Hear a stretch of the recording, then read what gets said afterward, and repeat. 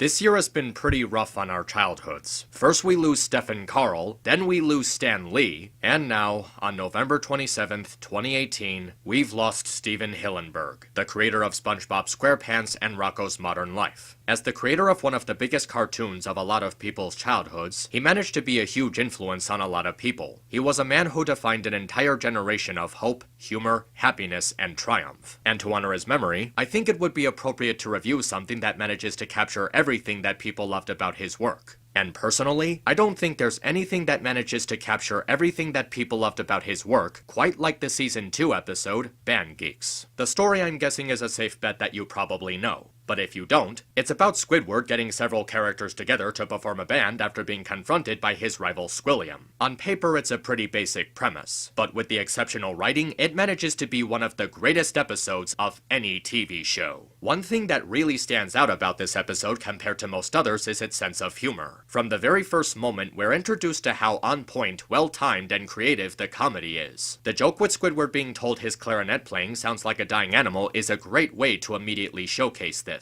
The comedy is centered around musical instruments, musical performances, bands, and just music in general. So opening the episode with a joke about Squidward's clarinet playing is not only funny, but it perfectly ties into what the rest of the episode is about. Aside from that, the comedy throughout this episode is highly satisfying and enjoyably chaotic. Each joke fits the characters very organically, and this episode has some of the best examples demonstrating how the best jokes in the series are the ones that feel like they can be only done by certain characters. Remember the part where Patrick kicks Sandy and she cartoonishly beats him up as they exit the building? We then hear a horrifying scream from Patrick as everyone just sits there in silence, nervously awaiting the outcome of what happened outside. Patrick walks in and we see how Sandy shoved his face through the trumpet to the point where his freaking neck is the trumpet. And Patrick makes a couple of comedic trumpet sounds as he takes his seat. This joke is absolutely hilarious. From the steady build-up to the punchline to the fact that it's a combination of smaller jokes combining into one huge one. But the most important part of this joke is how the two characters delivering it are Patrick and Sandy. At this point in the series, before the Dark Ages when they were Flanderized, Patrick and Sandy had clear and defined characteristics that are displayed perfectly in these couple of seconds. Patrick is a well-meaning but idiotic buffoon, and Sandy is a hot-headed brawler. It makes sense that Patrick would take SpongeBob's phrasing too literally, and the reaction that Sandy has is exactly the kind of reaction that you'd expect her to make. The main reason that this joke works so well is because it's a joke that can only be done with Patrick and Sandy. Because aside from the build-up and the pacing of the joke, you get the sensation that you're watching a joke that's faithfully depicting these two characters, expressing parts of their personality that are highly familiar with them. The character-based comedy is where the episode's humor really shines. So many of them work because of the specific characters they choose to deliver them and how they fit into the situation given to them. Patrick asking if mayonnaise is an instrument, Mr. Krabs complaining about free food, Plankton commenting on instruments of torture. These are all cleverly set up bits that complement each character perfectly. And even then, there's several more styles of comedy that are put to really good use in this episode. Slapstick, physical, verbal, dark, anti-humor, running jokes. There's a great variety to the comedy in this episode, and each of the jokes they use are built up excellently. It's crazy, it's loony, it's well-timed and delivered, it's easily some of the best comedy in the entire show. The story is also very well-paced. None of the jokes or the key moments of the narrative ever drag on or rush over. They all flow by naturally. The episode does a great job mixing the jokes with Squidward's dilemma, making for a really well-grounded narrative despite being 11 minutes. What's really impressive about this episode's pacing is that Band Geeks has one of the biggest castings in the entire show. Nearly every single major and supporting character is here. SpongeBob, Patrick, Squidward, Sandy, Mr. Krabs, Pearl, Plankton, Mrs. Puff, Larry the Lobster, all while introducing an entirely new character, Squilliam. This episode could have easily been overcrowded with slow pacing, where they completely stop the plot for each character to get their own joke. But thankfully, the episode doesn't do that. Instead of giving each character individual attention, the episode creates a situation where they need to interact with each other. They need to cooperate for the story to flow naturally and for the jokes to be funny. And the episode succeeds flawlessly at this. Their presence complements the story being told, and the interactions they have are really refreshing compared to a lot of other episodes. Characters you normally didn't see together are all in one place, and they play off each other perfectly. Not only are they properly portrayed, but they're also given equal amounts of attention and screen time. It perfectly juggles this huge cast while delivering both hilarious comedy and a well-paced story. This could be because, like a lot of SpongeBob episodes, the story of Band Geeks is a very simple premise. It's not a complicated or overly dramatic idea. It's just Squidward forming a band to impress his rival. Because of the episode's simplistic setup, it allows for more creative possibilities without having the pressure of meeting high expectations. It's a scenario that feels like it was meant to be comedic and lighthearted, and the writers make the most of this idea. But as much as I gush over the comedy, the story, the pacing, and the setup, the one thing that really makes this episode perfect is the fact that it's a Squidward-centric episode. Making Squidward the main character, even the hero, was easily the best decision. Up to this point in the series, Squidward was largely seen as the bitter, grumpy stick in the mud who was made the butt of everyone's jokes. At nearly every turn, he was pushed around, brought down, beaten up, or some combination of the above. But in the first 3 seasons, it wasn't unwarranted. Because Squidward would tend to act like a jerk, the karma that he received was deserving of his behavior, and the karma that he received was fitting for the actions that he took.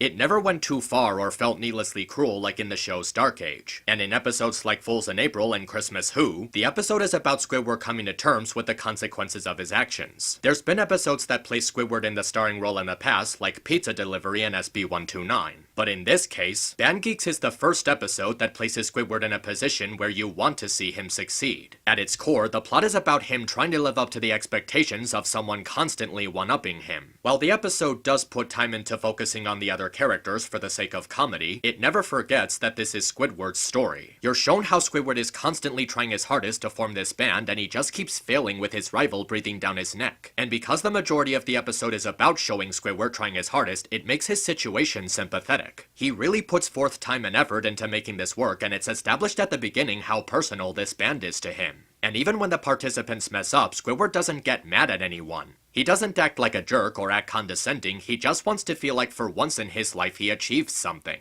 This episode takes all of the right steps to make Squidward's sympathy feel deserved and appropriate, so you're on his side throughout the entire experience. Even at the end, when he finally addresses the band, he's not exactly pinning the blame on them. As he breaks down and cries, he's starting to put the blame on himself for getting his hopes too high. Because of how subtly these events were connected together, this scene just feels even more heartbreaking. Seeing him lose all of his hope after he tried so hard, you just feel that. It really gets to you. But it's at this moment that SpongeBob begins to realize just how much this meant to Squidward and gives the big inspirational speech. The gang gets themselves together and they train for the big event at tomorrow's Bubble Bowl. And we finally get to the big moment that everything's been building up to. The climax. The band shows up to Squidward's dismay and they all rise to the surface world, which actually takes place in the human world. And then we get the big song number, which not only serves as an entertaining finale, but a satisfying conclusion to Squidward's character arc. From the very first notes, this song sets the mood and the tone perfectly. There's a robust performance of the horns and trumpets, followed by a moment of silence. We then hear a gentle melody of Plankton playing the piano. The band steps aside and we see them focusing on SpongeBob. He begins to sing with the heavenly voice of David Glenn Isley, who I must say puts on a phenomenally amazing performance. Patrick plays the drums, and it's here where the music, the singing, and the visuals really kick in. Squidward is stunned, surprised, and completely shocked at what he's seeing. The band that he thought was going to embarrass him is putting on the most epic show that you've ever seen in his honor. And when he realizes that he's got the upper hand on Squilliam, he gives him a sly look and proceeds to embrace his moment of triumph. Everything about this song is so full of passion and power that you get sucked into every single second of it. The lyrics are captivating, the music has a grand scale to it, and the visual spectacle fits perfectly with the rock and roll style. It sounds like something that came out of Journey, it's just so freaking awesome. Squidward gives a send-off to his defeated rival and makes one last leap of victory as the crowd cheers on. This ending is, without question, one of the greatest, most perfectly put together endings of all time. One of the best in any TV show. The build-up, the expression, the sense of triumph, it's simply amazing. And what makes it so amazing is that it finally gives Squidward what he was meant to have. His shining moment. Squidward was practically the underdog of this story, faced with a hopeless situation while proving himself to his rival. And he manages to come right out on top just as all hope seems lost. And that's something that I really like about this ending. The message. It perfectly portrays the idea of how hope can be found in even the most dire of situations. It can come in many unexpected forms. And what makes it even better is when it comes in the form of something that you would least expect. It was really satisfying to see Squidward finally be genuinely happy for once. And what makes it even better is the fact that it was all made possible by the one person that he always despised, who did all of this as a selfless act of friendship without asking for anything in return. This episode is a standing ovation of how, in spite of all of his naive flaws, SpongeBob is a really good friend who's willing to do whatever it takes, even pull off the impossible to put a smile on their face. He was a great character in this last couple of minutes, making Squidward's impossible dream a reality. What helps to make this so refreshing is that you barely see Squidward win. And seeing him end up winning to such an extreme gives you an overwhelming sense of joy. This was the first time in the entire series where he truly had a shot to be more than just a grump, more than just a butt monkey. He was given the chance to be a three-dimensional character with a three-dimensional character arc. And in the end, he succeeded with flying colors. After 1.5 seasons of being overshadowed by the other characters, he finally gets the spotlight, something that is both cathartic and inspirational. Watching this episode years later as an adult who now understands Squidward so much more than when I did as a kid, this episode made me connect with him in a way that I never have with any of the other characters. I felt for his struggle, his dedication, his lowest moment, his final victory, and most importantly, his humanity. That level of writing is pure genius, and it perfectly embodies all of the strengths of SpongeBob SquarePants. So many people have renounced this episode as the absolute best in the series, and after going over it myself, I can easily see why. It's that rare SpongeBob episode that has the perfect blend of comedy, drama, and heart. Very few episodes are like this one, and making it about Squidward's journey to victory is what makes it all the more sweet. I know it's cliche to say it, but this really is my favorite SpongeBob episode. And it is because it just feels like the perfect combination of everything that was great about Stephen Hillenburg. What Stephen ended up doing with SpongeBob was unlike any other cartoon out there. He put an organic sense of humor and love into his craft, and it ended up influencing millions upon millions of people. His creation of SpongeBob SquarePants ended up making a much bigger difference in the world than anyone could have predicted. SpongeBob is more than just a cartoon. He's an icon. He had a really huge impact on a lot of people's childhoods, shaping their personalities, encouraging them to pursue certain interests, even helping them find their own voice in culture. If anything, our generation actually owes a part of our identity to SpongeBob, and it's really all thanks to Stephen himself. We've all been hit pretty hard by the loss of this great man, but at the same time, we can always remember him for what he left behind. SpongeBob episodes like Geeks help me really feel a little better about his passing, because they're an example of all the childhood memories that he created. The laughs, the emotion, the creativity, the love, the inspiration. It was the kind of legacy that only Stephen Hillenburg could have left behind. And as far as I'm concerned, he left behind something truly special. Something that will certainly go down in history as some of the best cartoon entertainment out there. Thank you, Stephen Hillenburg, for all the good times and memories. You were a true ocean man, through and through, right to the very end. You will forever be in our hearts.